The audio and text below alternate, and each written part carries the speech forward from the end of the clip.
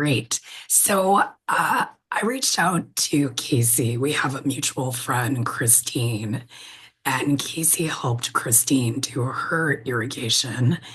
And so as I was looking for speakers and looking for like through our survey results this year, um, I asked Christine if she thought Casey would be game to kind of walk us through how he set up his irrigation. So, Casey, you're in the same society as Christine, right? Yeah, yeah. Well, I'm in the Monterey Bay Dahlia Society here in Perfect. So I'm going to go ahead and let Casey get started. But before I do, just a couple things. I'm going to go ahead and ask you to mute yourself. If you can't, I will gladly help you mute yourself. Um, if you have questions during the presentation, go ahead and put them in the chat. If you don't know how to use the chat, let's save the questions for the end, and then you can come off mute and ask Casey directly. Sound good? Okay. yeah. See, why don't you go ahead and take it away? Awesome. Yeah, no, thanks for having me. I'm excited. This will be kind of my first full speaking on irrigation, but it's, something I've been doing for, close to 20 years now. Everything from, backyard gardens to commercial scale greenhouse and kind of field grown operations. So I did kind of put some slides together.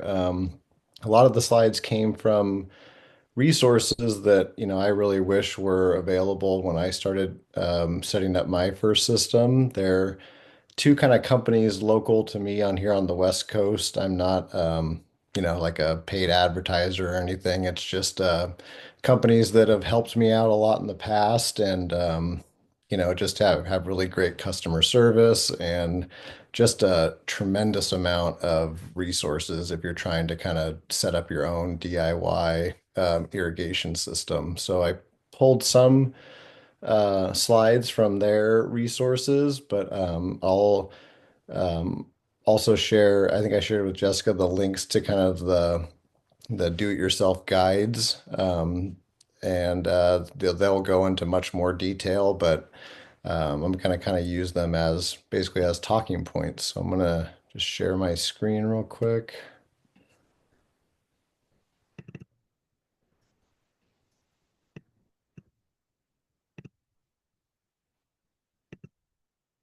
And is that good for everyone? Yes, we can. We're seeing your presenter view. So, Oh, okay. Let me or where your notes are too, if you have notes. But we can see it. okay, cool.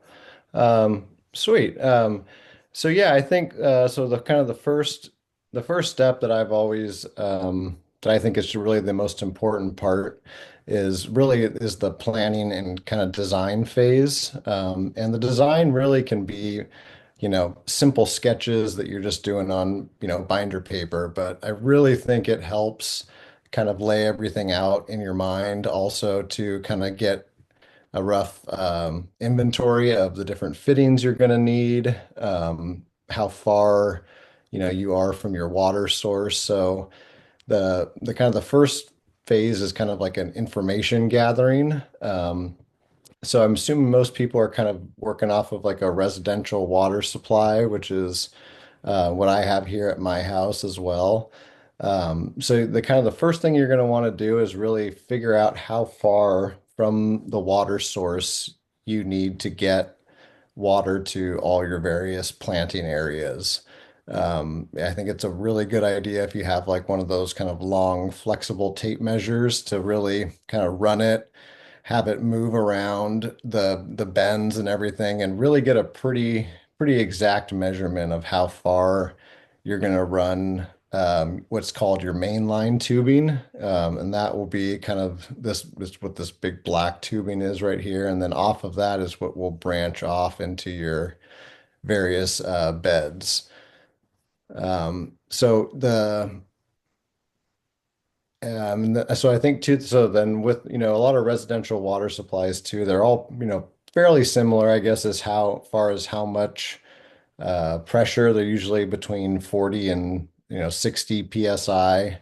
And then the flows can kind of vary depending on how big your main line is, either coming in from the city or if you're on a well. Um, it's really kind of a critical step to figure out exactly how much water you have.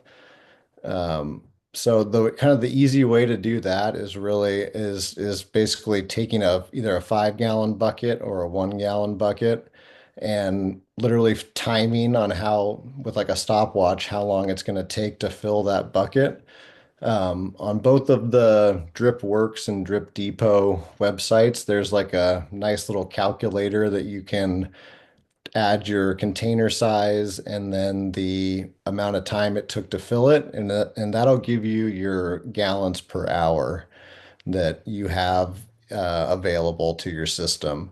One thing that I think to note there too is though is that one issue I've had is you do want to be kind of cognizant of if when you're running your irrigation, you're going to have other water running because that will affect the um, the amount of gallons per hour. Like if you have a washer machine running and other irrigation running at the same time, that will most likely decrease your your gallons per minute at the source for your garden or specifically your dahlias. So you either want to kind of mimic what would be happening at the time of day that you're watering, or what I prefer to do is really run my dahlia irrigation when I know nothing else is running. So either before everyone wakes up at the house and, starts, showering and flushing toilets and all that stuff, because that will really affect things. Let's see here.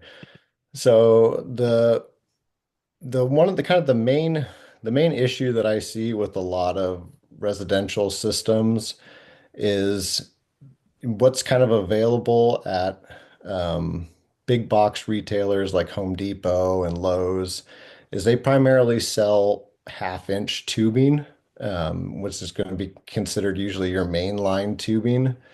And that will only be able to supply 200 gallons per hour, and it can't exceed 200 feet of run length because that will basically dramatically affect your emission uniformity, and that's getting the same amount of flow from the emitter at the beginning of the system to the same to the emitter to an emitter at the very end of it. Um, so you really want to make sure that if you're using drip tape, which is what is my kind of preferred method, especially for dahlias. You're really going to want to essentially add up how many emitters are going to be in use at one time. So the way that you can either get around this is you can either, if you really want to stay with half-inch tubing, you would need to essentially split it into multiple zones, or you can up it to 3/4 inch tubing, which is they call it the 480 rule. So it'll, supply 480 gallons at 480 feet maximum run length. And then you get progressively bigger. I think 1 inch tubing is really the biggest that the poly tubing will get. Any bigger than that, you'd probably have to use, let's say, like PVC or something like that. Um, so yeah, for instance, my drip tape that I use, it has an emitter every 6 inches, and each emitter does 0.46 gallons per hour. So if I have, let's say, we'll do 3 rows of drip tape per 3.5 foot, like kind of mounded bed. And it's just going to be really important that you can just, if you have 200 or say 100 feet, that um, you're going to have, let's just say, you're going to have 200 emitters there. in just that one row. So you're really going to want to make sure that you are kind of just doing the math to make sure that you're not exceeding the capacity of your mainline tubing. Um, that's just, yeah, really going to be really critical. So yeah, kind of just circling back, you're going to want to, first thing you're going to want to do is figure out really your gallons per hour, and then your PSIs also is nice to know, but for all drip irrigation and specifically drip tape, you're going to need a pressure regulator. So that's going to step it down from whatever the incoming pressure is. For drip tape, it requires 10 psi, but most like landscape irrigation will be at like 30. And they can usually go up to like 120 psi, which is usually a lot more than residential houses have. So you don't necessarily need to go and buy a pressure gauge that if you don't want to. So kind of another consideration. Um, so I really recommend drip tape for a couple of reasons, um, especially for dahlias in particular, because it kind of allows you, let's say you have 3 rows of drip tape. Most manufacturers will recommend that you do a foot in between each drip tape. So if you have a 3-foot bed, you're going to have 3 rows of drip tape. And you can kind of basically then place your tubers um, in between the drip tape so that the emitter watering is not going directly onto the tuber clumps. And that really helps with rot and kind of avoiding overwatering. Um, so that's going to be another benefit of drip tape, and it's also the most economical way to water a lot of plants at one time. It just saves you on the number of fittings you'll need, emitters, and all of that. Um, and then when you're selecting your drip tape, you're really going to want to pay attention to your soil and how well your soil either how fast or slow your soil drains.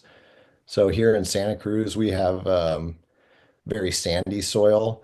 And then also if you like have raised beds, kind of the really nice soil you get from like garden centers that has a lot of perlite in it and a lot of kind of aeration and drainage also kind of fits into that, I would say that sandy or moderate category.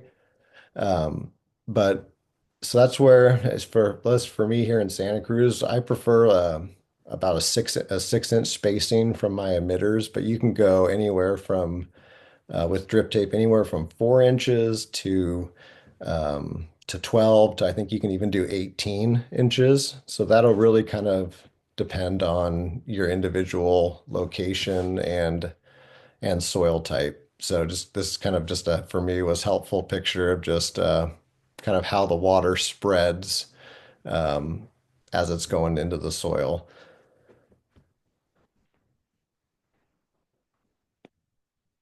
So yeah, just kind of I guess circling back one last time would be kind of the initial kind of layout and design, which is really important for counting all of your fittings and various little connections you'll need, knowing how much tubing to order or purchase.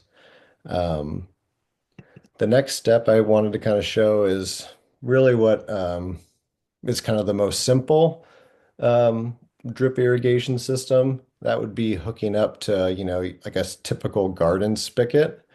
Um, this is a good way to do it if you only have, let's say, one zone. So if you're going to run uh, 1/2 inch tubing and you're not going to exceed 200 gallons per hour, you can basically have that all considered on what they call one zone.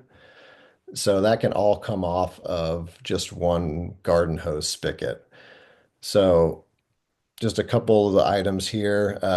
This filter right here is going to be critical for drip tape specifically because the emitters are so small that little bits of debris, if it does get in there through your water supply, it will clog the emitters. So having a filter really is critical. They usually will start at about 150 mesh, which is what drip tape requires. So that's kind of a plus. And you can also even go even finer than that to like a 200 mesh, um, which is what I use. But that's just because I'm also adding fertilizer through my system. So it's kind of just an extra assurance that I'm not going to be clogging emitters and having to be, flushing things out down the road. And I do recommend, every 2 weeks you basically will unscrew this and the mesh filter will come out and you just want to make sure that that's always clean because if it does get too dirty, it will affect your gallons per hour. So kind of this, yeah, standard setup coming off of a spigot would be your filter. This right here is your pressure regulator. So for drip tape, you would need 10 psi. That would then hook to, it's basically an adapter that then attaches to your main line. So the main line here can either be the 1/2 inch, 3/4, or even up to an inch. Um, and then, I do recommend a timer, but that also can depend on how often you think you're going to need to be watering, So where I am during peak season, I'm watering every day and I'm just not home enough to turn it on and off. So that's kind of another ex potential expense that if you are, home and you feel comfortable just kind of going out and determining if you need to water that day and then turning it on and then just remembering to turn it off, that can save you, 50, $60 right there. But they do make um, battery operated ones and ones that do plug into, like a standard outlet as well. So just that would be before the filter there. So this kind of gives a kind of a general layout of how it would work. So if this is all again coming off of a hose bib, so you're going to have your main line tubing. Um, these are basically just like a T valve or I'm sorry, a T fitting that allows you to branch off into, in this case, they have two different zones here. Um, you can, again, if you're going to do this manually, you can essentially put shutoff valves, which are right here in the picture.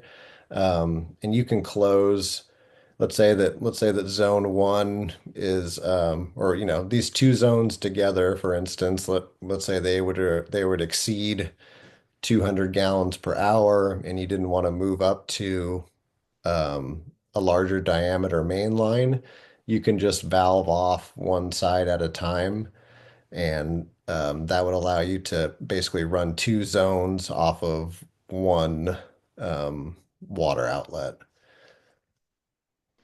This is something that I actually haven't used before, but it's another interesting item. If you don't want to do multiple zones with multiple solenoids. This is just called an alternator valve, and it's all mechanical.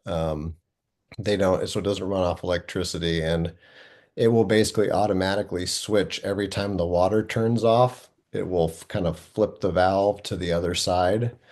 So it's a way that if you had a timer here, let's say you would set it to go off at 9 a.m. It would water zone one for, let's say, 30 minutes, and then you have it go off again at, 9:35. This little regulator or little alternator here will help just kind of click it back and forth. So you can get two zones off of one water source.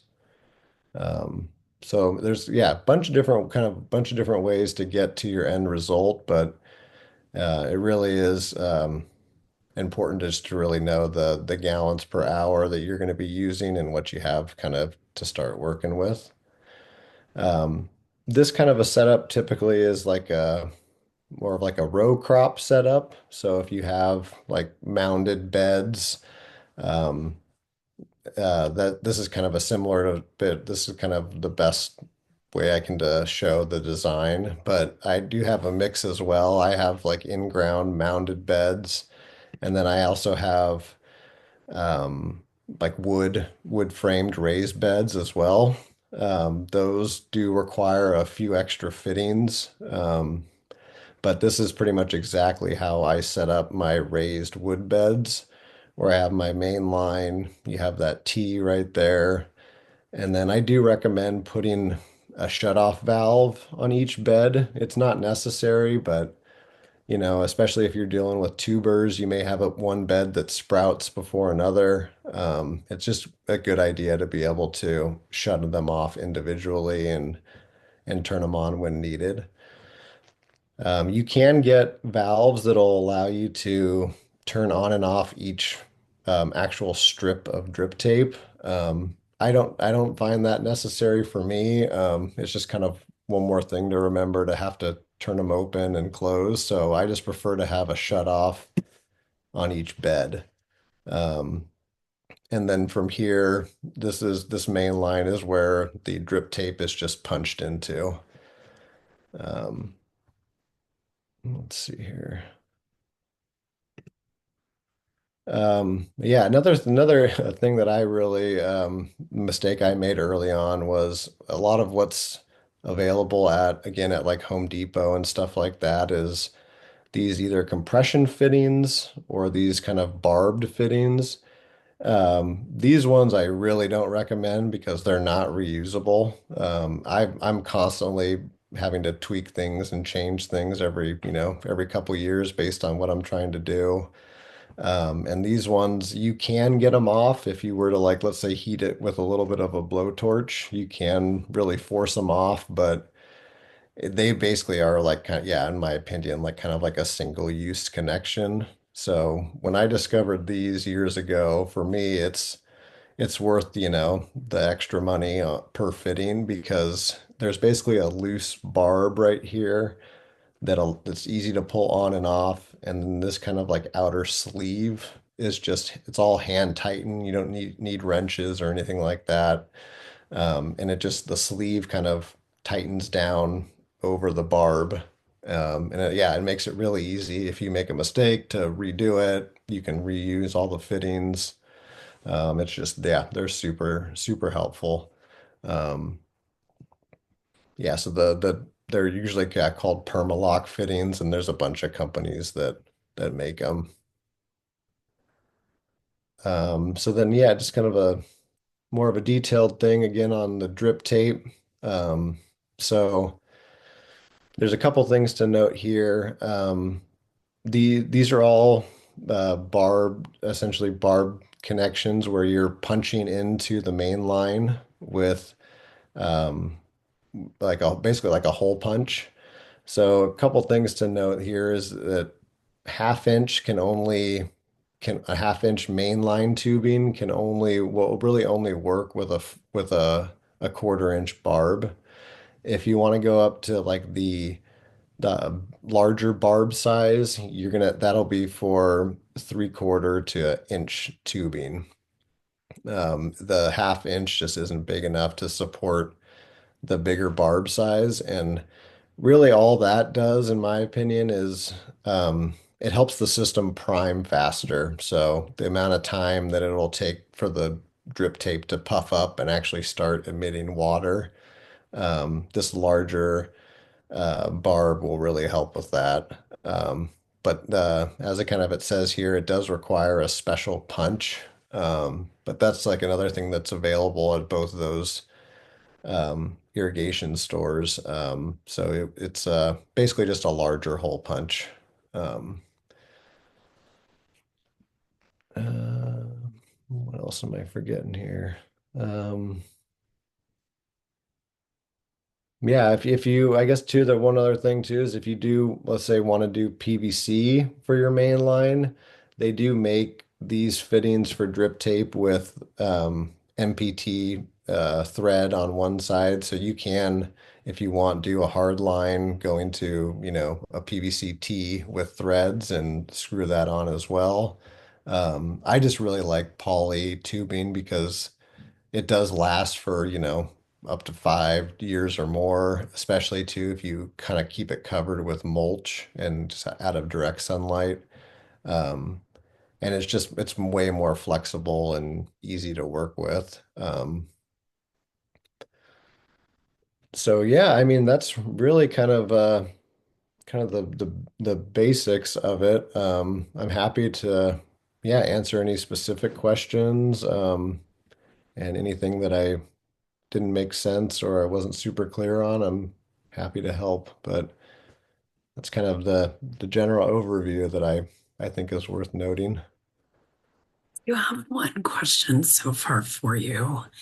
Um, if somebody's on well water, Mhm. do you recommend the filter as well? Yeah, definitely. Even if like, it looks clean, you'd be surprised what the filters catch. Um, yeah, and especially for drip tape, that's every drip tape manufacturer will recommend a filter. Um, And you can get, let's just say if you that not to get too complicated, but you can get filters that work under static pressure. So if you have something coming off of your well pump, you can put static pressure filters before it reaches the hose bib. So it's another way of doing it. The images here are kind of all after the shutoff, so it's not under constant pressure. So these filters are usually much cheaper, $10 to $12. Some of the static pressure ones are much higher. But yeah, in my opinion, a filter is really necessary. Lena wants to know, she's been told that her municipality uh, requires a backflow regulator. Where would that go on the picture? Yeah, so that can go. I would say most likely you would put that in between the filter and the pressure regulator. Um, but I would say yeah, most municipalities do recommend that. But I would say very few people actually put them in. You definitely, yeah, it's not a bad idea. If you are pumping nutrients into there, you're definitely going to want to put one on. Um, but like, like I've seen here in Santa Cruz, I think it's required, and I've seen some of my neighbors have professional irrigation companies come in and do it, and they don't necessarily put them on either. But yeah, it's like another 10 or $12 part. Um, it's basically, yeah, a check valve. So it'll just allows water to go out and not come back in. Uh, Chris and Quinn want to know, do you have to worry about the change in grade of the beds on your property? For drip tape, yes, you want to keep it as level as possible. If you still want to use something like similar to drip tape, I think it's called like a midder tubing. And it's either like the half-inch main line, that it basically has like somewhat of, I guess, pressure compensating emitters on it. But yeah, on drip tape, they do recommend it to be pretty flat. Jenny wants to know, is there a limit to length of the drip tape with a farm row setup? Um, I don't know off the top of my head, but it's like hundreds of feet. Um, yeah. Drip tape is very, very, very good at emission uniformity. So as long as you're not exceeding that main line volume, um, yeah, you can run them for very, very long distances. Um, I have IBC tote collecting rainwater. Would this work with a gravity fed drip? Yeah, well, yeah, so definitely. I mean, like you can, if you, I guess it depends on how like far up either the hill or how much higher the tank is. But you would basically want to flow it through either the main line or like a garden hose and check the pressure coming out the other end. They make pressure gauges that have like hose threads on one side. So you can literally just screw it onto the garden hose coming out of your tank. But yeah, I've set up irrigation systems on kind of like rural properties where they'll have, a big 5,000 gallon tank on top of a hill above their house. And the water pressure coming down, it can sometimes be tremendous. It could be 80 psi or more. So, I mean, yeah, gravity definitely does good at building pressure. Um, Brenda wants to know, we use a DEMA fertigator and organic fish fertilizer. What is the best way to measure the concentration of the fertilizer? oh, to measure the concentration of the fertilizer in the irrigation water. Brenda, feel free to come off mute. I'm assuming that's what she means. Um, Yeah, so well, depending on what kind of emitter or what kind of like dosing system you're using, like a dosatron, for instance, is like it's a watered power doser where you set it to your desired ratio, and it will pump and pull up nutrients at that desired rate. There are some ones that the names escaping me right now. A Mazel injector, where it's they're a little bit more complicated as far as getting them set to the right dosing. But I would say, yeah, you really just want to follow the fertilizer's recommendation. A lot of the companies now will have ratios set for the kind of direct injection fertilizing.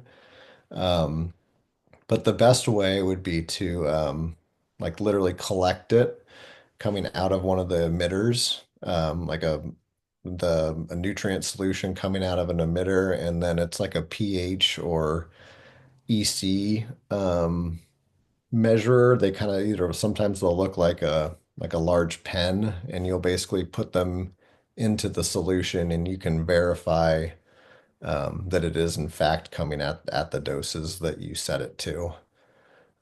So there kind of would be an extra piece of equipment you would need, but yeah, if you really want to be sure that you're not over or under feeding, the best way would be to like put like a Tupperware container or a small bucket under one of the emitters and collect that water and then measure it.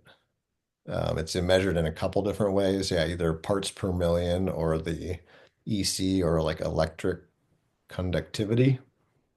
But that, yeah, can get a little bit complicated as well. The nice thing about organic stuff is it's hard to over fertilize to the point where you're going to burn plants. Some of the synthetic stuff is really where you want to be careful about overfeeding. You see, this is my question, and mainly for my husband who couldn't come, but I want him to do this. Where do you add like the way to fertilize through the irrigation system? So there's a couple ways you can, yeah, well, so it's basically like a bypass. Actually, if you have, well, the picture that you kind of put up on, that I sent you with the little bio, that has, a way that you basically either want to essentially have a way to right here, basically bypass let's see if you can. The, the screen, or which screen am I showing you guys? Oh, if you have just like that picture of me kind of standing in front of that manifold. Sorry, that's what I was trying to share. Let me try again. Can you guys see it? Yeah, so right here, so you have this empty solenoid here at the end where there's nothing coming out of it. That's where the fertilizer injector, so you would basically have water coming out of that solenoid right there. And then where This, you see these valves, I'm sorry, so that's I wait. don't know what a solenoid is. Oh, so that gets when you're getting more complicated. That's what those black right at the very bottom or right below the T's. So those are filters. If you go up a couple more, um, the solenoids are when you have multiple zones. So like right here, there's four zones because this is Christine's farm. It's it's a quarter of an acre, but it's all fed off of a residential water supply. So she actually has two of these manifolds on her farm, and she has eight zones because her beds are so, I mean, she has, thousands of feet of drip tape. So yeah, these are like they all essentially are wired into this timer, and that will stagger the waterings essentially so that um she has like the right amount of pressure and gallons per minute for each zone because she can't run everything at once but just because the farm is so large or the Dahlia patch is so large. But those white ball valves right there, so that's where with the kind of the blue handles on top, that's where the fertilizer gets injected into. So she has like a portable, it's called a dosatron, and it's kind of funny. They have a thing called it's a dosatron little buddy cart, and it's basically hooked on to like kind of like a dolly. And it's a doser where there's a tube that just drops down into a 5 gallon bucket of concentrate, and the water pressure itself will flow into this dosatron, and that will cause the suction of the fertilizer to come up, and that doser will mix it, and then it gets pumped then back into the system. So right below that you're talking about the check valves, those are those white um, valves above the blue ball valves in between the solenoids, the yep, right there. Those are check valves. That's what you really need, check valves if you're going to be injecting fertilizer, especially because it's for drinking water. So in this case, I would highly recommend it. But yeah, if you're not doing fertilizer, it's maybe not necessary. But I can send you a link to the dosatron unit that I use, and a reason I like them too is that they don't require any power, and um, they're kind of like self-regulating. So if like there's a drop in pressure or a spike in pressure, it's not gonna suck up too much or too less of the nutrient solution. And they're super accurate. The company's been around for a long time.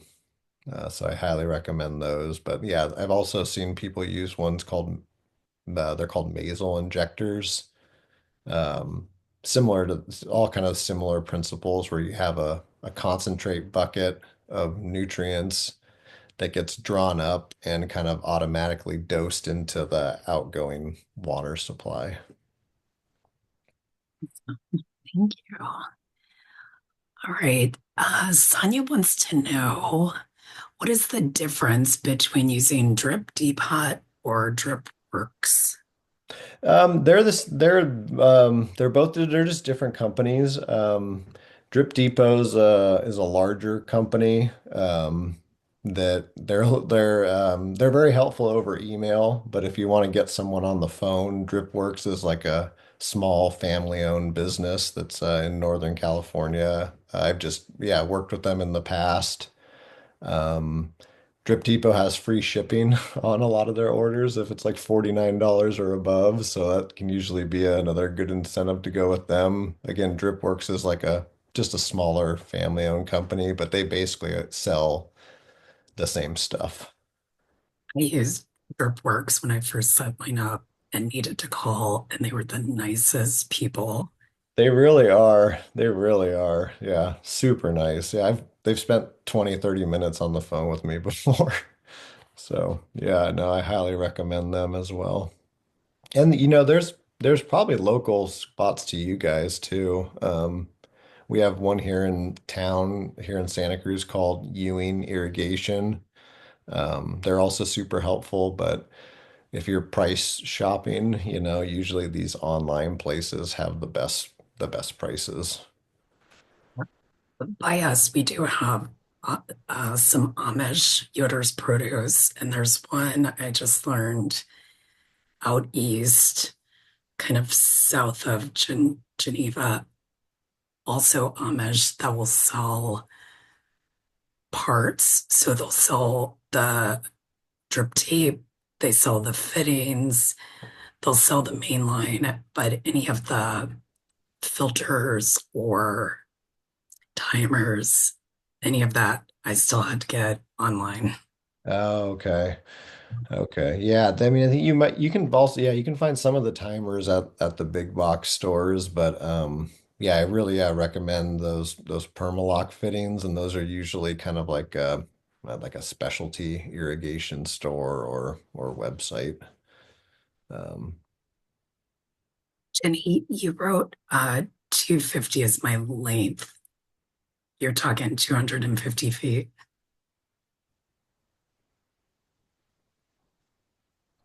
and is that the main line tubing, or is that of drip tape? Jenny, I don't know if you could come off mute. Oh, it says no, that's drip tape. Yeah, no, I mean that's It may not be definitely quite that, but it's about 2 acres of laid out drip tape of very some the way the acreage is laid out and the way the water source, it would be like a rectangle, and the water source is at the top of a rectangle. So some of these rows are really, really long. okay. But I was recalculating in my head and I'm thinking, okay, last year I had 180 feet of drip tape and it worked fine, but I need to go longer on some of these rows. And I'm like, I wonder what the maximum length is. Yeah, I mean, I've heard of even like some of them going like 500 feet or more, but it would really just, you're really just going to want to make sure that you're not exceeding that main line water capacity. Because yeah, the more, Yeah, I yeah. made that mistake last year. I had a 3/4 inch main line, and I realized afterwards I had to have a 1 inch. And I learned that because I accidentally called. I got all my stuff from Drip Depot, but I forgot, and I called the other one. They're super nice. The one you said was a smaller family open one, and they explained it to me. I was like, oh yeah, and then we realized I didn't order from them, and so Oh, whoops. But so they were super nice. Both of them were great. Both of them gave me great service. But I just thought, wow, if I had to order again, I might order from the smaller company because they were super helpful. yeah, no, totally. Yeah, that's awesome that you guys all know them as well. I'm glad that they're getting their name out there because yeah, when I first started, they were a small little shop in like kind of deep Northern California. Um, yeah, it's always cool to support the little guys, but yeah, sometimes the shipping will get you with them, the shipping fees. But yeah, I would maybe just double check, but as far as I know, you can go like hundreds of feet with drip tape. And it's really just not exceeding that main line capacity. Um, and you'll still get like the emission uniformity that you need. Yeah, drip tape's pretty great at watering long rows. Right. Sonia wants to know, what do you need to do at the end of the season? That's a yeah. So, you guys get a lot of, is it like freezing temperatures? Yes. Okay. So yeah, I know some of those guides, so that's not something that I've really had to do yet, but yeah, they have there's a little section on like winterizing your system. They usually are basically going to tell you to kind of try and get as much water out of the tubing as possible because it can cause it to burst, I guess, if there's too much water and it freezes. Um, but I think it's pretty straightforward, but that's not something that I've necessarily had to do personally. I've never had an issue with my main line. We do nothing. We probably should do something. Uh, Main line, I've never had an issue. Sometimes the drip tape will split. So then we just pop on a new line of drip tape. It's really easy though. Totally. Oh yeah, I guess that's something to consider too. So there's like various thicknesses of drip tape. Some growers will tell you to go with the lowest mill, like they call it mill. So go, you can even get like a 2 or a 3 mil. So it's pretty thin. And a lot of commercial growers, they'll tell you too just to rip it out every year and replace it. Which isn't, the not the best for the environment necessarily, but um, it's a kind of it's how a lot of commercial ag is done. They'll go with the lower mill and then just replace it at the end of every season. Um, If you buy from the Amish, it is that lower mill. So it's going to be much thinner than what DripWorks or Drip Depot has. uh-huh. Oh, Same. okay.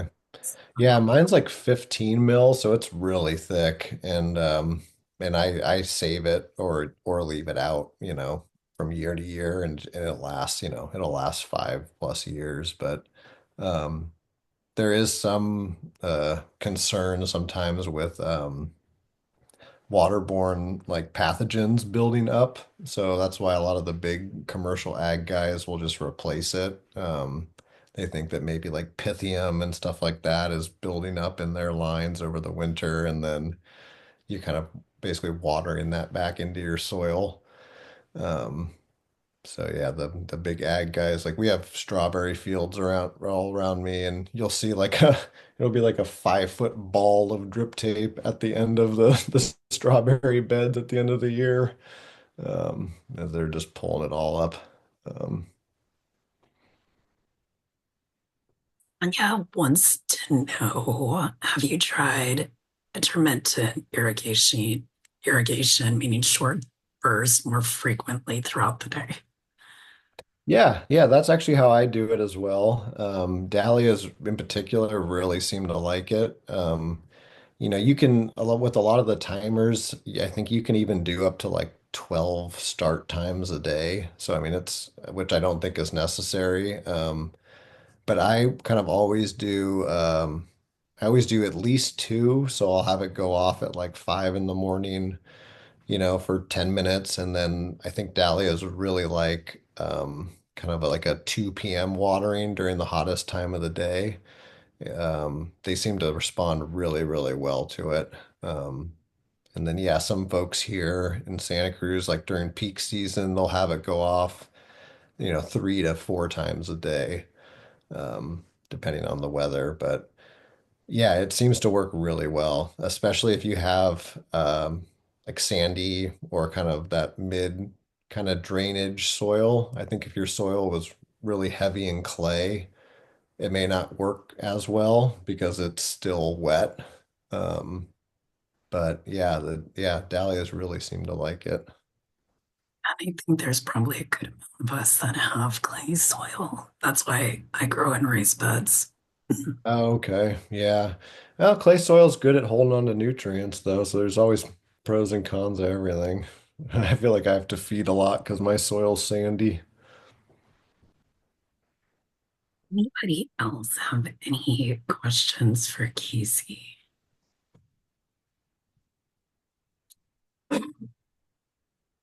No?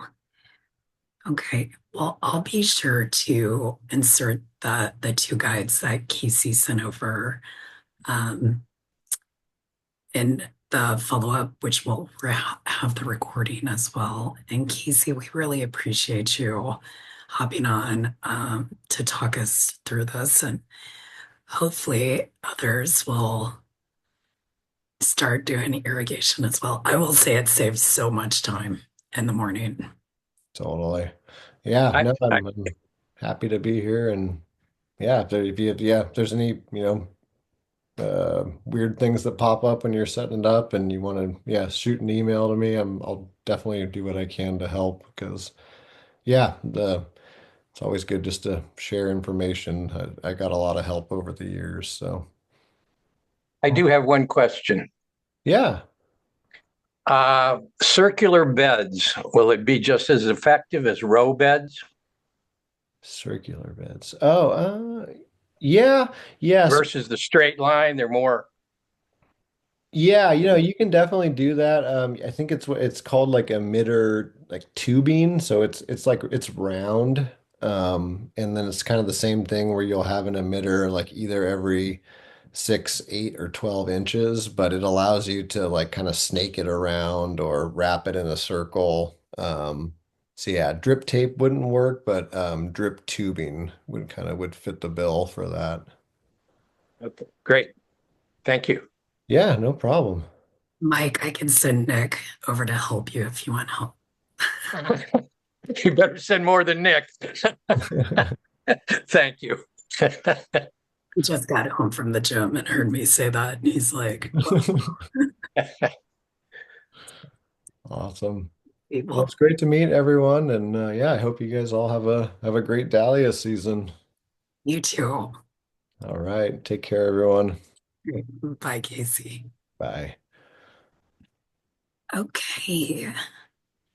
So, following up, I have a few things to kind of talk through with everyone. So, hopefully, the right people are on the call. I also just want to, I just realized I did not introduce myself at the beginning, and there's so many new people on the call. So, I'm Jess Becker. I'm the president of the DSO, and there's a number of people on the call that have been here for a while and new members. So, usually after the speaker, what we do is we kind of talk through club business and fill you guys in on upcoming events. And then we open it up to a Q&A. So if you have any specific growing questions, especially for our area, we have a bunch of experts on the call. Jerry, Bob, Dwight, there's a ton of people on the call who have been growing for a long time that can help answer those questions. So I thought I would start by talking about the upcoming plant and tuber sales. I know I did send this out in an email, but I just want to make sure everybody knows the dates. I think Sharon updated the website. Just kidding. She did. Oh, I'm not seeing it. Sharon. Well, go to the overview, activities overview. Oh, I see. I was looking at the Right. above. Okay. So our tuber sale this year, it again will be online, both our tuber sale and our plant sale. The date is going to be April 12th through the 13th, with pickup on April 26th at Petiti's in Oakwood. So if you purchased tubers before, you're kind of familiar with it. If you are a new member and you're getting your 3 free tubers, you would also pick them up at Petiti's on the 26th. And closer to the date, I'll send out an email and have you RSVP so we know how many new member kits to make and take with us. The plant sale is going to be May 3rd and 4th, with the pickup being May 18th. And that's out at Willoway, which is over in Avon. So tuber pickups east side, plant pickup is on the west side. The other thing I wanted to check, the people who agreed to have like the drop off at your house. I know we had a few different locations last year. I wanted to make sure that you were willing to do it again this year. Tammy, I'm gonna pick on you since Millie's out. Do you remember? I know Mike, I think you were one. Yes, I was, and I will. Okay. Tammy, do you remember the others?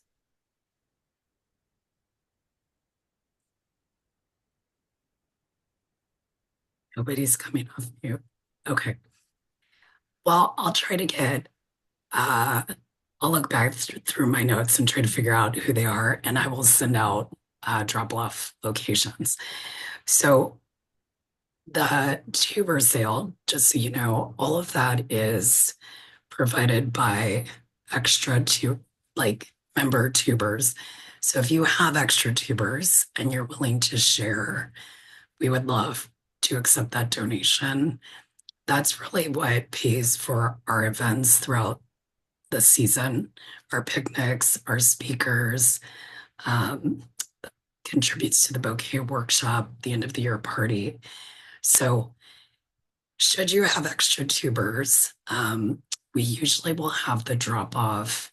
The tuber sale is mid-April, probably late March, early April is when we'll look to have people donate their tubers. And we do ask that there are visible eyes on the tubers. So you might have to start to warm them up unless you're like an expert and can identify those eyes better than I can. I need to warm mine up so I can see them.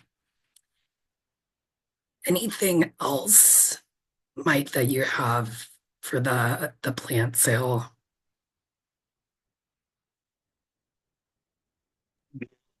Uh, Information is we are probably going to start propagation next weekend out at Willoway, hopefully. And then I think we've got enough stock where we can hopefully again keep everybody happy. We're going to have some different varieties.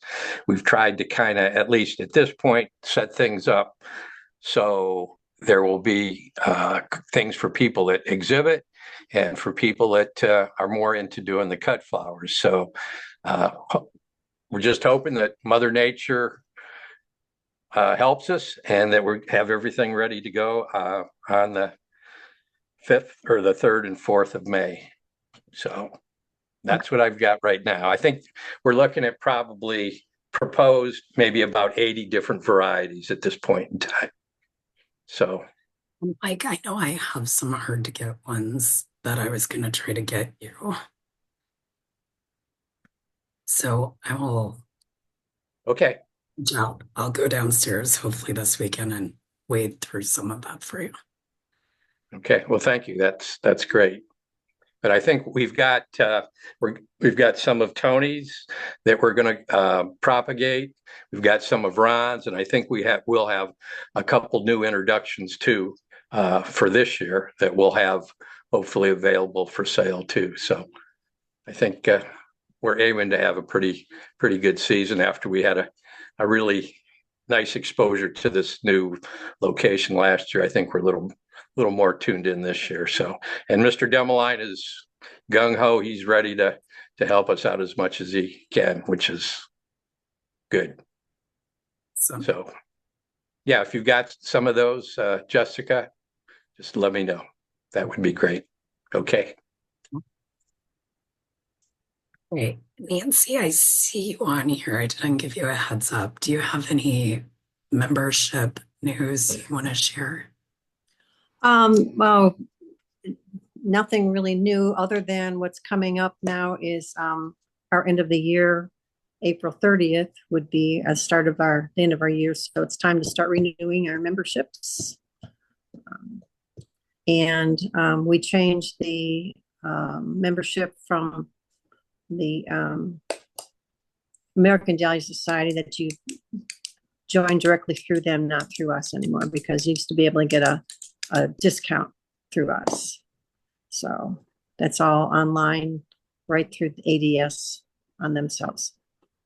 Yeah, and I'll actually put that in the chat. So in the past, if you did purchase that through us, you're going to have to renew both at the same time.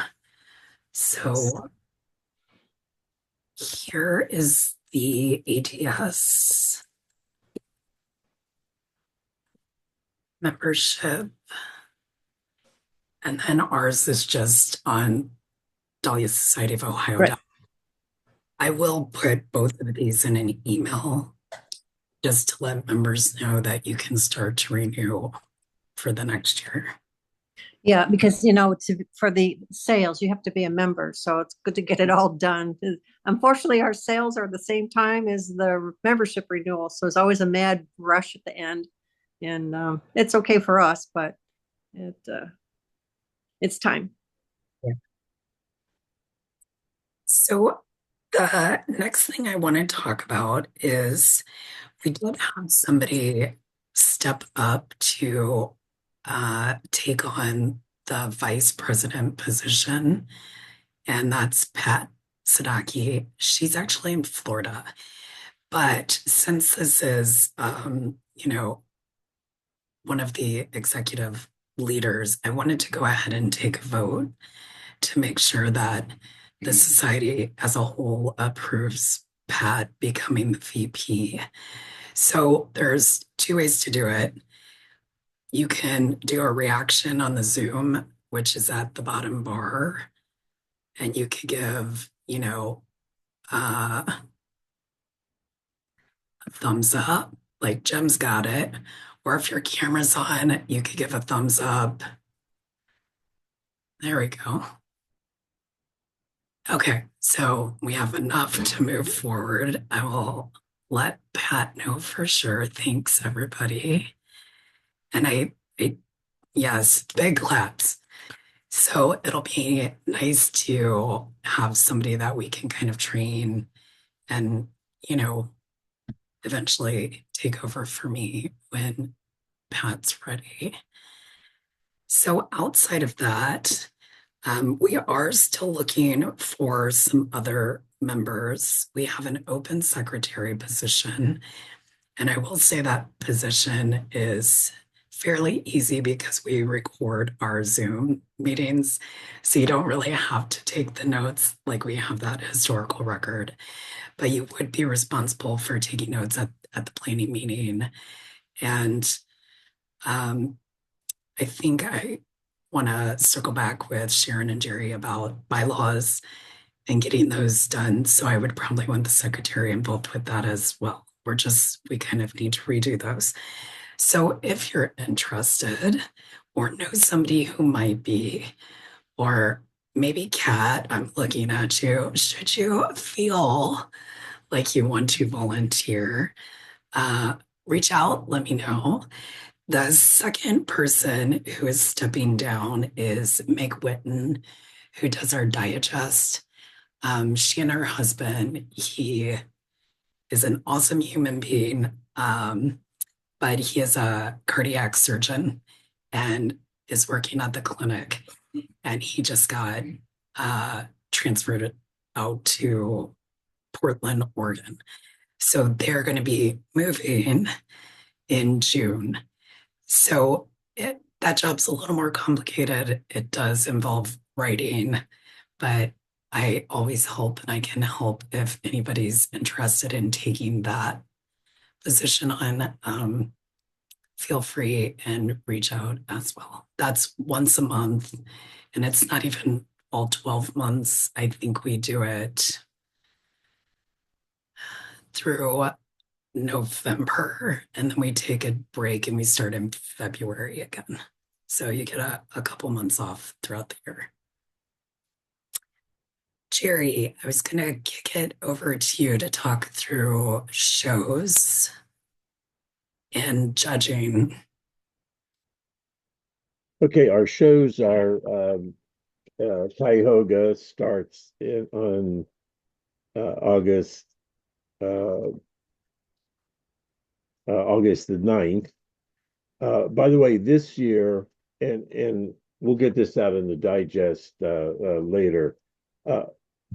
We used to be able to pay the registration fee at the show.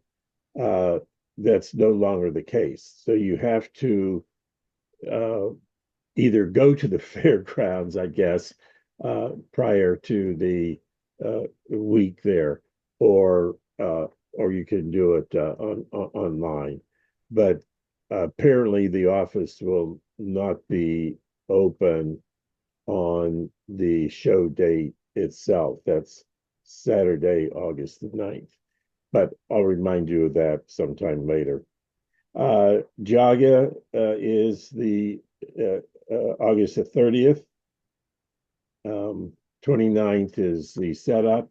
30th is judging and the Labor Day weekend show there. Our show is September 26th and 27th. 26th, I think Pat, if Pat's still on, or Tammy, 5 o'clock, I believe, is the time we can start to set up there. But again, this information will come to you a little later as well. The show itself is Saturday, September 27th, and Sunday, September 28th. And then our last show at Petiti's, Oakwood, is Saturday, October the 4th. So those are our four show dates. Jerry, I should have backed up because there are a good amount of new people on the call. Yeah. What are shows? Shows are the opportunity for you to take your favorite blooms and display them in vases that are provided at the show sites, and then they get judged. And if you're fortunate enough, you can get some prize money. On the better ones are put on what's called the Court of Honor, and lots of help. There lots of us will be around to if you'd like to exhibit your blooms. There are certainly many of us who will help you stage the bloom into a vase and go from there. The show schedule, by the way, I'll have Sharon put online in another probably week or so that you can see which blooms might have some special awards associated with them, and also details on artistic design that perhaps Sharon can talk, or Jess can talk a little bit about. I'm not really an artistic design person, but that's also part of these shows. So it's the shows are really a way of showing off the Dahlia to the public, because especially the one at Summit Mall, which is in Fair Lawn, people come through there as they're shopping otherwise, and they can't believe how beautiful this flower is. Many of them have never seen a dahlia before, so it's pretty exciting for them. Also, my favorite place to make my shopping list for next year is to like go through and write down all the dahlias. Jeff, I'm gonna pick on you. Can you unmute? Jeff showed for the first time last year. He's like, "Oh, I can't believe you're calling on me." I thought you were talking to the other Jeff that I saw on the screen. Well, I'm picking on you. No heads up or anything. I know. Since you were new last year, what did you think about showing? I was a nervous wreck going in, but you guys helped and walked out of there having an awesome day and bragging to all my friends and family. They didn't quite get it, but I had a blast. And I think you won some prize money, right? As a Yeah, a number. little bit. Yeah, and the ribbons are more exciting than the money, I think. No offense, but also I agree with you. It got really expensive because of the shopping list I came out of there with. So Yeah. By the way, Kat also started last year, I think, right, Kat? I was gonna say, yeah. I sure did. And I had never seen a Dahlia show before or been to a county fair. I was really nervous and I didn't quite know what a show meant.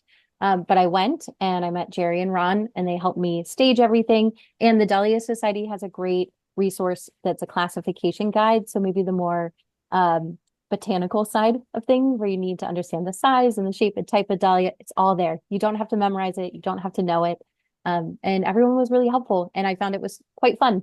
So yes, definitely encourage it. And you walked away with a few ribbons. I did. That's how they get you. Once you win as a novice, that's how Tammy and I got hooked too.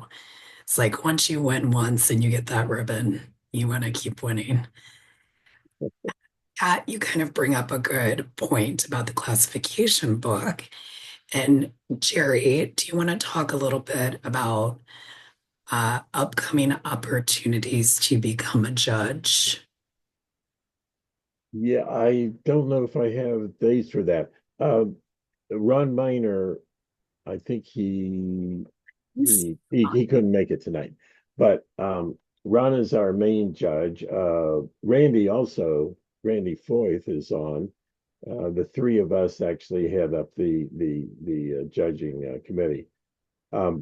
We have a judging seminar at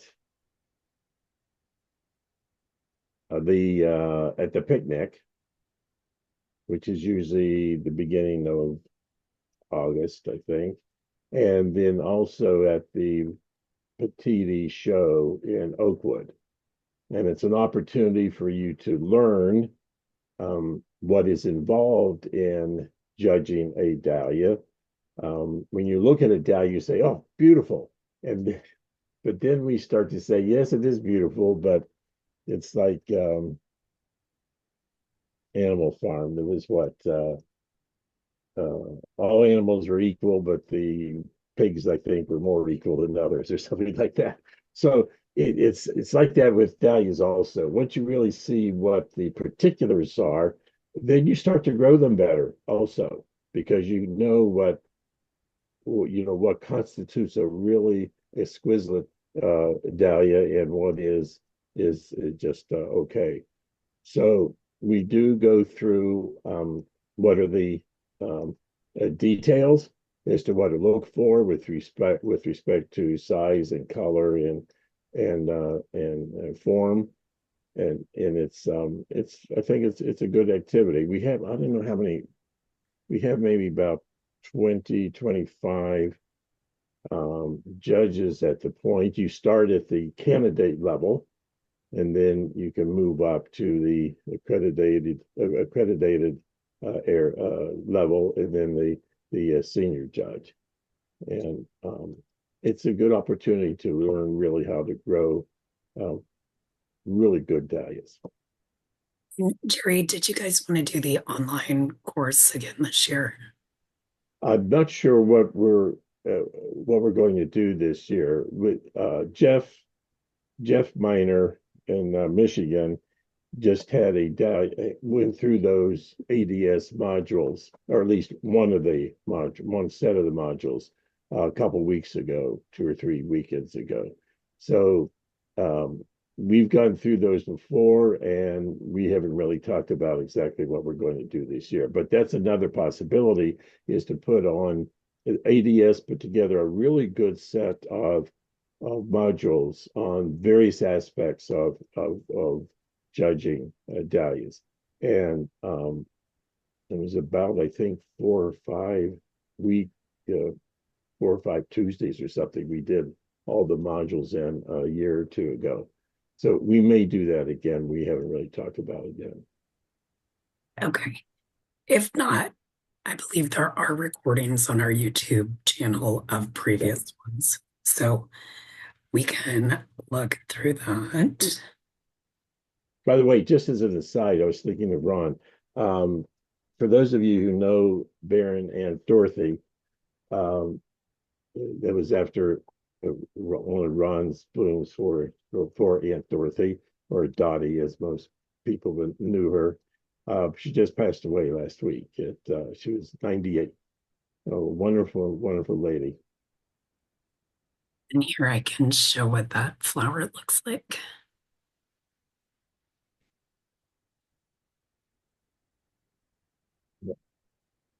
You guys see that? Am I showing the right screen? Yeah. Yeah. So Baron and Dorothy. I will say it's one of the most productive tuber makers you will ever have, ever. And a big winner, a very big winner. Yep. So great to show as well. And It was best to show in the 2016 national show. yeah, and the bees Very, love. very unusual for you know, one of the smaller varieties to be at the top of the list. Yeah. Okay. So that's all I had for club business. Did anybody have any questions or things that you want to talk about that I did not cover? Jess, I wanted to clarify on the membership. A lot of the new members, their membership goes until 2026. So if you've just joined, you're not expiring in April 30th. So it's mostly for the renewals. So if you have any questions, just email me. It's a membership at DahliasSocietyOfOhio.org.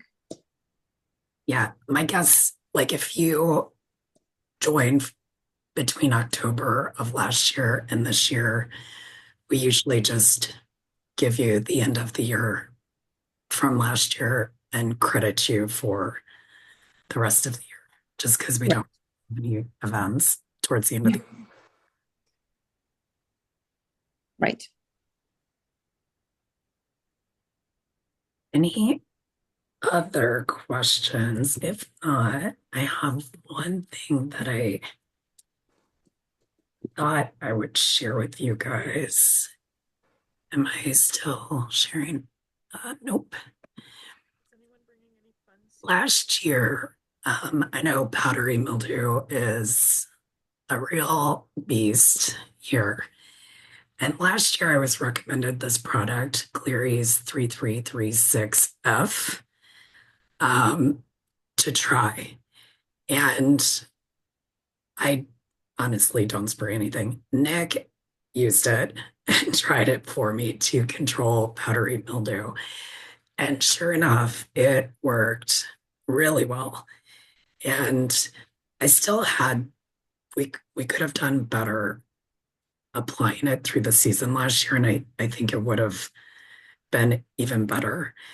I'll say the one thing that I did note is occasionally I would see like burnt leaves, but usually it was towards the bottom. And if it's not around a show, then it probably doesn't matter that much to you. I also am overwintering stuff in the grow tent downstairs, and I almost always have a problem with powdery mildew when I bring dahlias from outside in and try to keep them over winter. And we've sprayed this before I brought them in, and there is like not a sign of powdery mildew on any of the dahlias that I have going or the cuttings I have going. So I thought I would share that resource if anybody's interested in giving that a try. I think I bought mine from this Do My Own. It was like the cheapest, or actually, maybe it was the DIY pest control. It was one of the cheaper options, but it was the same. Another option for powdery mildew that is 100% organic, you can apply as much as you want, as often as you want, is what Mark Druckenbrod spoke about, I think last spring, that Lost Coast plant therapy. And if you reach out to them, you can get a free, I think it's a 1 or 2 ounce sample, and they'll send that to you. I don't know how big that bottle for $75 was that Jess just talked about, but the Lost Coast plant therapy isn't necessarily cheap either. But you can apply it as often as you want. It's 100% organic. It's made of oils. My understanding is a lot of the West Coast marijuana growers and stuff love it because they can have it in their grow tent. It does kill spider mites. I had a small bed that I was pretty confident had spider mite issues. And right before I went out to the national show, I had 3 dahlia plants that were completely white. They looked like they were completely covered in snow from powdery mildew, and I had 6 plants that I suspected were spider mites. I mixed up that Lost Coast plant therapy that Mark suggested, sprayed everything, went out to the national show, came back. All the plants that had powdery mildew were bright green, no white, never got powdery mildew the whole rest of the season. And the plants that had suspected spider mites grew right through it, bounced back, and had no problems at all. And many of you know I have a 12-year-old daughter. I refuse to spray anything that I wouldn't sit there and rub all over my hands, because if she decides to go out with her soft skin, I don't want her touching anything. And that Lost Coast plant therapy is um it's 100% organic. Like they tell you, you can spray it as much as you want. You can spray it indoors. It actually has a nice smell to it. And it also, the only thing I will say, it because it's an oil and it takes out spider mites, it potentially also can take out your beneficials. So the ones that had powdery mildew and the ones that I suspected of spider mites, I clipped off anything that remotely had color to it, and I got out before sunrise and sprayed them so I didn't mess with any of my bees. But if I had pirate bugs or ladybugs in there, I can't guarantee that I didn't wipe them out, but it's 100% organic and they're going to bounce back over. The Lost Coast Plant Therapy Company actually suggested, if I were to apply it to all my dahlias, to maybe put it in a cycle where I'm only spraying a certain percentage of my yard at a time so that the beneficials could possibly get their populations back up. But that Lost Coast Plant Therapy that Mark suggested was awesome. And I put both in the chat. So if you need to look at the spelling on those, you could grab it from the chat. Jess, I have a question, please. Sure. The product that you use, the Clearies, is that a concentrate or hooked to the hose and spray? Concentrate. So we maybe used a fourth of it, maybe. Okay. Yeah. All right, thank you.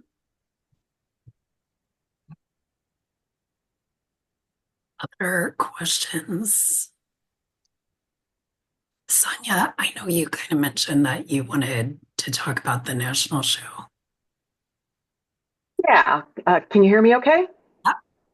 Okay, excellent. Hi, I'm Sonia Harmon. I just joined your all society yesterday so I could attend this talk on irrigation, and I suggested to Jess that I could give a brief update on the national show because my home society is the Central States Dahlia Society, and I am our society is hosting the national show. In case you all aren't aware of that, it's in Chicago this year, and so I just wanted to give you all a couple brief updates about it. The best way to keep up to date on information about it is we do have an email list that you can sign up for on our website. So if you go to centralstatesdahliasociety.com, either /2025 or in the middle of our menu option, you'll see the 2025 show. And then on that page, there's a big kind of pink star where you can subscribe for email updates. So that's where we will directly be sending out any information as soon as registration's available, any updates, the show schedule's available, et cetera. That's going to be the way that we're going to communicate directly with anyone who's interested in potentially coming to the show.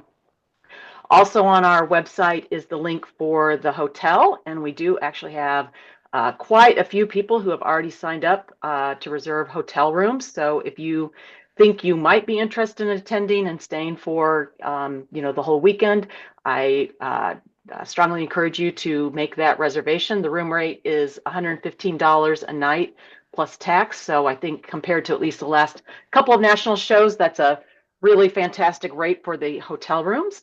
And we hope, I'm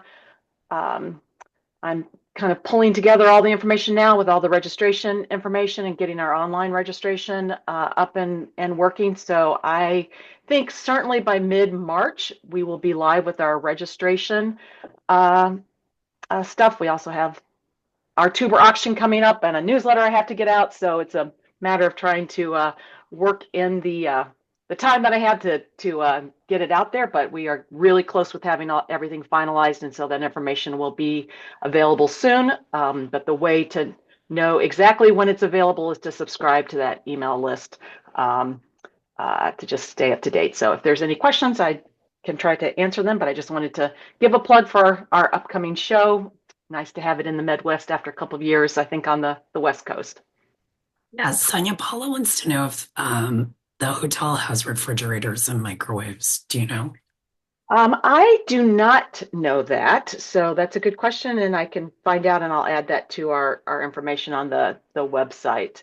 The hotel does, I see you saying that it doesn't offer continental breakfast. It does not offer continental breakfast as part of the room rate. There are, I think, 3 different restaurants as part of the hotel, one of which I know does serve breakfast. So it is possible to go to that restaurant and purchase breakfast, but breakfast is not included in the room rate. So Great. Well, thanks. I know there's a number of people that are driving over. So excellent. competition's on, Sonia. Well, we're excited to host, and I really think we're really fortunate to have the Chicago Botanic Garden as the home for where we do all of our shows and our plant sales, and it really is such a fantastic place that we're excited to have everyone at the national show, and that just makes it, I think, from our perspective, better than perhaps some of the other shows where you're just kind of in a conference center or a hotel, that really you're in a very large botanic garden. And so when you walk out of the show, you're right surrounded by plants and greenery. And so it's really, really a beautiful setting. And hopefully you'll find the tours that we have come up with to be something of interest to people as well. So it should be a great weekend.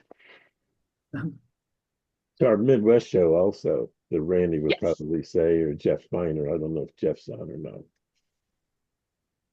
Yes, it is you are correct. It is the national show and the Midwest, the official location for the Midwest Dahlia Conference show as well. And Elizabeth, any other questions on the national show? No? Elizabeth just reminded me. Oh, Paula actually wants to know what the President's Choice Bloom is. She forgets. Yes, it is Jody Magos, which is hybridized by one of our members, Steve Magos. And that is actually a more difficult dahlia, I think, to get your hands on. So I know we are selling it at our plant sale and our auctions. But anyhow, Jody Magos is the answer to that question. Oh, Jody. Is that Jody? Yes. Okay. I'll drop a list of suppliers in the chat. They may already have, actually, no suppliers. Good luck. Exactly. Apparently we're planning on cornering all those, cornering that one, but we wanted to highlight one of our local hybridizers. Yeah, Chris and Paula added a couple more. Yes, there will be a number of challenge flowers. So we do have a whole category, and we're continuing to build those. And those are, someone has the inside information there. So yes, those are a variety of other categories that we'll have as challenge flowers with additional prizes for them.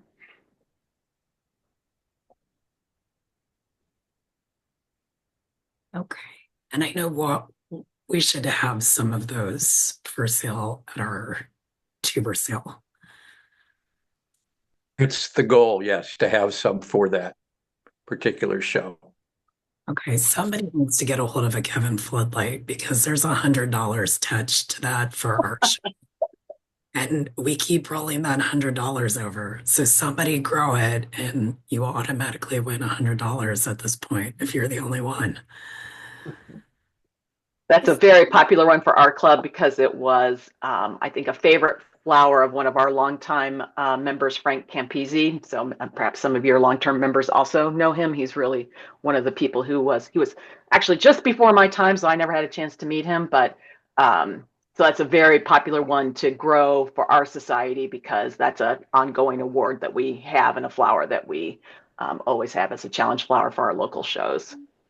Yeah, the first We time we grow it offered too, and it always is really grows really nice for us. Jerry, what were you saying? 2 years ago was the first time we had it that Mary Cap put up the money for the best Kelvin floodlight in honor of Dave.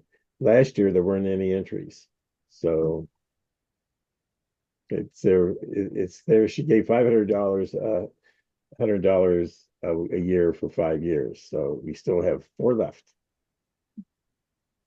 By the way, the national show, I don't know if we mentioned the date or not, but it's the week before ours. It's Yes. 19 to 21.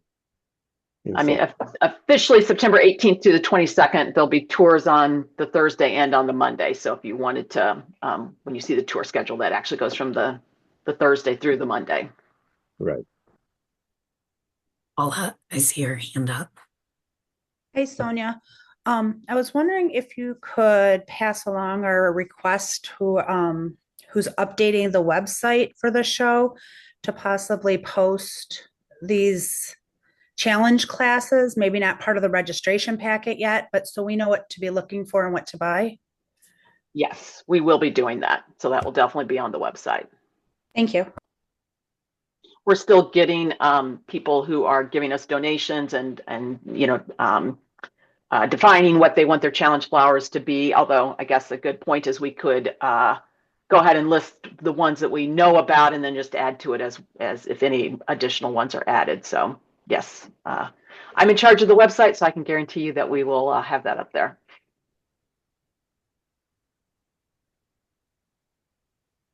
Okay. Anything else national show related? Hey, Sonia, can you speak to at you guys' show when you guys have these challenge blooms and stuff like that? My understanding is you either have stickers that you put on the tags or you write specifically on the tag. And another one I forgot to list up here, Jim Chewy is sponsoring the best Carl and the best Marcella Louise for $100 each, like he does at every Midwest show. That's mostly because it is the Midwest show. But like my understanding is like, for example, if I bring a Carmela Stas, I'm I will fall in one of your 5 exhibitor classes, A, B, C, D, or E. I will put a sticker on that that says Carmela Stas. Those Carmela Stases will go, like if I'm in class D as an exhibitor, I'm going to put my Carmela Stas where 1109 blooms go. And then the judges go through there and judge that. And then the best blue is then determined to be that Carmela Stas winner because it's double A's, A's, B's, and double B's, and miniatures kind of stand on their own. Am I saying that right for you guys' show? I would say we're still absolutely finalizing it, but I believe what you're saying is where we're headed. So that the idea is that the flowers will be on the floor as they belong, just as the regular competition. And if those flowers within their class wins a blue ribbon, so if it is, if I don't know the number, so if you said it's 1106, I think, for the Carmel Stas, if that one wins a blue ribbon, then it will get pulled out as well. It will be marked in some way. We are thinking about using stickers. They'll mark in some way so the judges will know to pull that out, and then it will go to a competition with any other Carmela Stas that has won a blue ribbon, and compete against them to see who the best Carmela Stas is for the award, the challenge award winnings. And if it's also a bloom that would move up to be in consideration of a best A, for example, then we would also be moving it around to make sure that it gets appropriately considered for best A and then potentially best in show. So there is a lot of movement of blooms that some people are going to be coordinating, but that's how we see it working. And then someone that has shown at your show has talked to me about a big 6 and a big 10, but I guess I don't quite understand. My understanding of the Big Ten is you have 10 unique double A's or A's. If your 10 A's and double A's that you exhibit as a group are determined to be the best Big Ten in the show, you guys select the largest and then the best bloom out of those 10, and those two move up to the head table. Would those be considered blue ribbons? So if somebody's Carmela Stas was in a Big Ten, obviously it's not necessarily going to be the biggest bloom in that group of 10 since it's an A, but if it went as the best bloom in your Big Ten, is that a blue to then be considered for best Carmela? I believe that is correct, although you're definitely getting, I've been with the club for like 4 years, so I'm not such a big grower that I'm competing in the Big Tens and stuff. So some of those really, where you have 5 or 10 blooms, we've got a couple of different ways that we, sometimes it's the same bloom, sometimes it's different blooms. So there's different categories for where that fits in and how that works. So I'm not the expert on that, but in general, I can say, yes, what you're describing is what happens, but to really have precision around that, Jim Kasner is definitely the man who can explain exactly how that works. So I am not the expert on that. Okay, no worries. Steve Kuiper's mentioned it too, and he's like, Chris, there's a strategy to use it because you get an opportunity to get 2 more big ones up on the head table if you win that Big Ten. Right. Yes, that's definitely, I think any of the even 3 of a kind or 5 of a kind, all of those give you kind of I think the thought is that there might be less competition of people who are in those categories versus when you're showing a bloom, in your standard. So we do it just in case people don't know, and I don't know how you all do yours.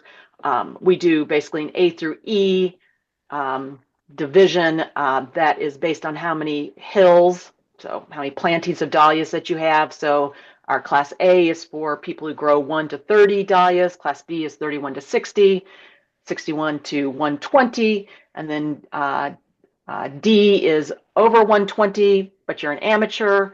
E is your over one. I guess E is really your professional grower or you're growing under shade cloth. And that makes you in category E, I guess, kind of regardless of size. So that's how we're doing it. So anyhow, those tables become, there's lots of blooms per, class that you're competing against versus if you can put 3 or 5 or 10 together, then perhaps you've got less competition, a better way for your bloom to stand out, and then maybe, a better path to getting, considered for the head table. So there's definitely strategies around that I know people, try to use when they're trying to present the best face for their dahlia. So yeah. You need to grow. Thank you. Jerry, you need to grow 59 this year. Hey, Sonia, do you count all sizes when you, or is it just the double A's, A's, B's, and BBs? Yes, correct. Just the double A's to the BBs. Excellent point. So that's what counts towards your number of hills. So basically all your miniatures through all the small ones do not count towards that total.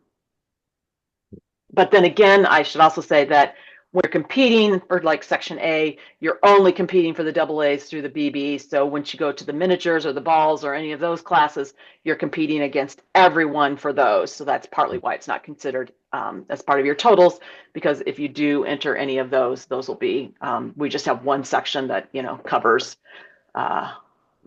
those sizes or, everyone is in the sections. We actually have multiple sections depending on what it is, but everyone's in those sections. So, and then we do, just for people who are interested, I should mention, we also have a novice category. So I actually need to check on what we will use as our rules for our individual society, it's if you've been growing, I think, 3 years or less, and you're growing under 60 hills, then you can be a novice, and then you're against people who, haven't been showing for years and years, which is a really nice category. And we will also have a junior class open for under 16 can compete in junior. So if any of you have children who want to compete, we will have that as well.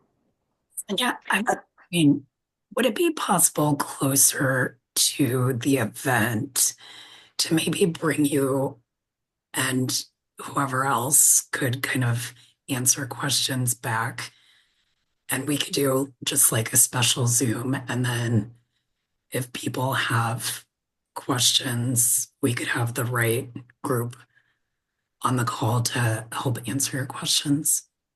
Yeah, I can definitely. I mean, I think, Jim Kasner is definitely the person in terms of from what's going on at the show level to, who he can answer all of your questions. And I know he's really enjoyed being able to be out there and kind of be the voice and encourage people to attend. So I would think he would love that. It would just be a matter of scheduling it, but I will mention that to him. And he's okay with Zooms. Oh, yes, yes. And the other thing I'll just mention, I really would encourage anybody who's has an interest in photography to consider, bringing photographs. We do have some specific rules about that they need to be matted. I believe it's an 11 by 14 matting. You can have the size of the photograph what you want, but the matting needs to be 11 by 14. But what's going to be really special for this show is that the Botanic Garden is giving us, they have this, when you walk in, there's this whole kind of, it's not even appropriate to call it a hallway or a foyer. It's this large space that they actually even rent just like for wedding receptions or whatever. So it's this huge kind of space with some little small fountains and greenery, but it's an art gallery space. And so basically we will have access to all the wall space to hang the photographs. So it's really, the more photographs that we can get, the more spectacular I think that space will look. And as a, if you're a person who does photography, it'll be a really nice place to be able to, have your photographs up on this wall to compete. So I would encourage you if you have any interest in that. And then we also have an artistic design section, which will be announcing what the categories are around that, but that follows more floral design rules, but, kind of competing, bringing making more artistic designs, displays, using at least one dahlia, but within a theme and competing on that level. So that's another way to get involved at the show, beyond just the regular dahlia displays. Any other questions? I was just thinking, if we have Jim come, we may want to do that sooner than later, so that people know, for example, what varieties to get, because we've already got a lot of varieties, and then through May is kind of the latest. Sonia, she kind of touched on that they're still getting the awards. Yeah. No, I think I do. You all have, I will definitely, I mean, my first push is going to be getting the registration material pulled together, but I think we can get posted, kind of soon, just a work in progress of the challenge. And I don't really know how many more challenge flowers to expect. So it may be, that we really are almost complete. But that's been a point that I made early on, is to try to get those out there so people can be ordering and, acquiring the dahlia so that they can compete effectively. So I will definitely try to get that updated on our website as soon as possible. Okay. And Jerry, currently with that list, the only like specific special ones are Carmela, Jody Magos, Kelvin Floodlight, Carl and Marcella, that all of us kind of should have access to, because it's been around for a while and so many of us show it everywhere that Jim puts that bounty on it. There's a Canadian introduction. That can be any introduction from Canada. The only thing is you're almost going to have to get those stateside now, because it's hard. I've got a couple Canada friends that want some of my tubers, and we've almost decided if we're going to do it, we got to meet in Buffalo where they can put them in their wheel wells or something to get them through because it's tough to send stuff through with the X-rays anymore now. The Midwest single origination, that's anything that was originated within the Midwest, your Badger Twinkles, Ron's, Tony's, Steve Magos. Um, I'm trying to think of I'm I'm losing the Havens, Dick Yeah. Westfall stuff like that. Yeah. And then the 2025 new US intro, that's they go through the whole, my understanding is they go through the whole show and they collect all the 2025 new intros and pick one. That can be from anywhere. It can be from California, Oregon, no matter where. The hardest part though anymore is getting any of these new intros because with the Dahlia Wars and online and stuff like that, it's tough to get them at this point. That's why Jerry at Shipshawana, I had kind of pushed for us to pick the Midwest flower for 2 years from now for Tony's varieties so that it gives people 2 years to get that cultivar, going. But Jeff had to leave that week and Jim just felt comfortable doing his show and had selected Carmela Stas. But, that's where we were trying to get it 2 years out for that. So it gives people a chance to get it. Yeah. You want to say the Dahlia Society of Ohio does not condone illegally bringing tubers over the border. I said you can't do it. I said I was going to meet him in Buffalo and he can take my stuff over. I'm not saying bring it over. I will say, Darcy's Dahlias in Columbus will be having an in-person sale in March, and they do have Canadian like tubers from Canadian hybridizers. So if you feel like a road trip down to Columbus, Misty, Millie, and I are going, but you can get your hands on some at their sale. I don't know quantities or varieties, but it's a good sale. So I do want to answer a question I see out here. The novice division is people who have shown for 3 years or less, not grown for 3 years or less. that helps. Okay. Any other national show questions? All right. And Elizabeth, I think she might have had to hop off, but she reminded me that the seed swap is this Sunday in Independence. It's free. So if you have extra seeds, it could be veggies, it could be, she mentioned she has a lot of celosia to share. So if you are looking to share some seeds with each other, it's always a good time. It's a Sunday at 1 at the Panera in Independence. Just as an aside, the Kat and Will are involved with the Rose Society, and they are wanting to know how to grow their membership because they're probably down to maybe 35 or 40 members right now. And Jess did a wonderful presentation on what she has done to grow the Dahlia Society from, I still claim 70, but Nancy says 100 to close to 300 now. So thanks again. Kudos to you, Jess, for really presentation. No problem. I was happy to join. And if anybody is interested in joining a Rose Society, they have a good group of growers as well, and they meet at is it the Beechwood Library?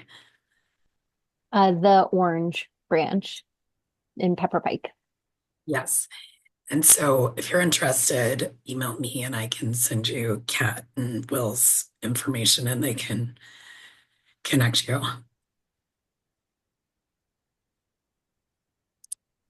Great. Anything else you guys have?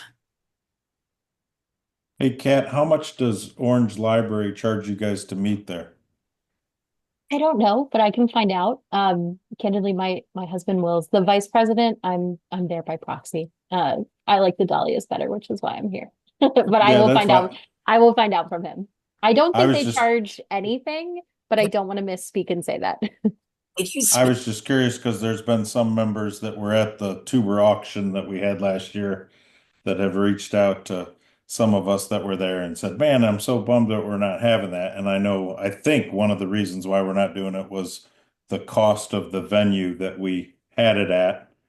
Um, so I was just curious if Orange, like, I didn't know if maybe a member was a member of, like, lives in Orange, so they're able to sign out that room. Like Gates Mills, you can rent out their um, community room and it doesn't cost anything, but somebody has to live in Gates Mills. I'm Uh, sure it's free, Chris. We used to book it for the UXPA, like the User Professional Association for Cleveland. We had all of our meetings there. So unless they've changed it recently, it's free. That isn't the reason we canceled the auction. I'll, oh, Well, if that's not the reason you canceled the auction, this might not be point, but so Michigan Dahlia Society, we're trying really hard to rebuild. We need leadership and stuff. So I said, hey, I went to the auction last year and I loved it. So I'm trying to spearhead one. It's for March 22nd. But everything we were finding was expensive, and the library said we couldn't do anything that involved collecting funds. And then my best friend, she works in Ann Arbor school systems, and she said, well, why don't you just rent a room in the school? And I was like, rent a room in the school? And she says, yeah, you can rent rooms in the school. So I called Ann Arbor and they were expensive, but Chelsea, where our president lives, when I called their school district, because we're a nonprofit, they're charging us $20 an hour to rent the cafeteria. So I thought that was a little secret that maybe people, I don't know if all school districts do it, but I thought it might be something that helps if societies are looking for something cheap. They might want to call their school districts and see if they rent out rooms, because I had no idea that that was a thing. yeah, and you're right. Some of the libraries in Cleveland, you cannot run a sale or charge for an event. I don't know about Orange though, but I know Parma has that rule in place. sorry if I misspoke, Jess, on why we weren't having. I guess I don't understand why we didn't then. Definitely Sorry. what it cost for sure. Like What's that that? definitely was an expense to the auction. Yeah. Okay. So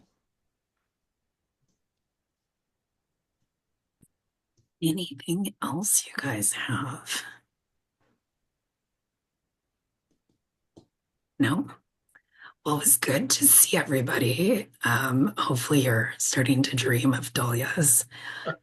If you have questions, feel free to reach out. I'm not the best at email lately, but I will do my best to respond. If you can't get a hold of me, I'm sure most of you have Jerry's email. I'm sure Jerry will, or Sharon can field questions too. But yeah, that's it. So have a good weekend. Stay warm, and we will see you in March, unless you're at the Seed Swap Sunday. All right, good night, everybody. Good Thank night. you. Bye. Bye.